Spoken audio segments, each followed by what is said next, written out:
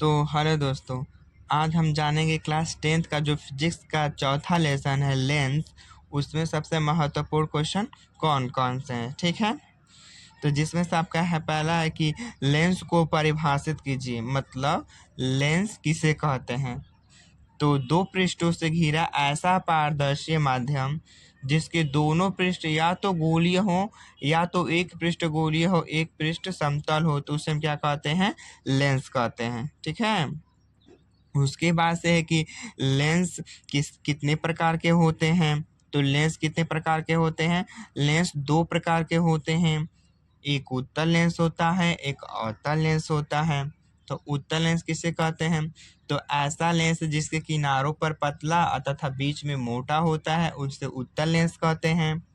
और अवतल लेंस किसे कहते हैं, तो ऐसा लेंस जिसके किनारों पर मोटा और बीच में पतला होता है तो उसे हम अवतल लेंस कहते हैं।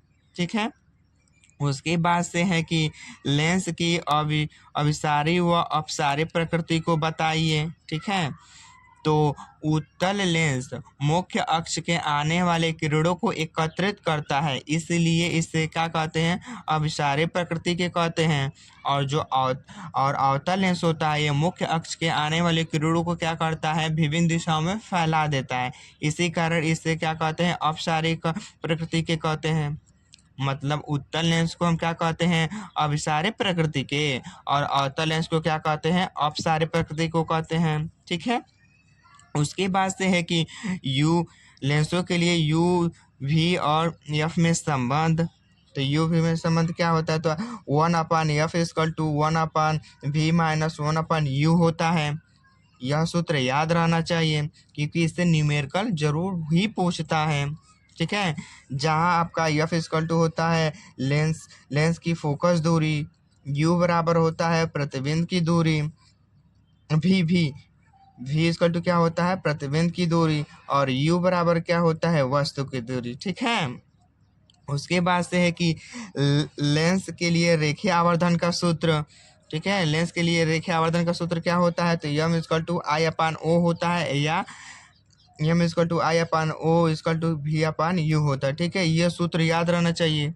ठीक है, ये दोनों सूत्र याद रहना चाहिए क्योंकि इससे नहीं मिलकर पूछता है। ठीक है, उसके बाद से है कि लेंस की क्षमता बताइए, तो ये भी सूत्र याद रहना चाहिए कि P=1/F मीटर, जहाँ क्या एफ हमारी क्या होनी चाहिए, मीटर में होनी चाहिए। तो लेंस की क्षमता क्या होता है, तो लेंस के फोकस दूरी के व्युत्क्रम को क्या कहते हैं, हम लेंस की क्षमता कहते हैं, जिसे हम P से प्रदर्शित करते हैं। जहां हमारा जो एफ है ना मीटर में होना चाहिए, यदि इसे सेमी में दिया हो तो उसे मीटर में हमें बदलना पड़ेगा। ठीक है, ये इससे न्यूमेरिकल पूछता है। ठीक है, उसके बाद से है कि लेंस का उपयोग बताइए, तो कोई भी कह सकता है लेंस का 2 उपयोग बताइए, 3 उपयोग बताइए, तो कम से कम हमें 2 या 3 तो याद ही रहना चाहिए लेंस का उपयोग। तो उत्तल लेंस का उपयोग प्रकाश की यंत्र जैसे सूक्ष्मदर्शी, दूरदर्शी में किया जाता है, और मानव नेत्र में उत्पन्न दृष्टि दोष के निवारण में भी किया जाता है। उसके बाद से घड़ी साज और घड़ी के छोटे पुर्जों को देखने में और उत्तल लेंस का प्रयोग किया जाता है। ठीक है, तो आई होप ये सब क्वेश्चन आपको एकदम अच्छे से समझ आया होगा। ठीक है, धन्यवाद।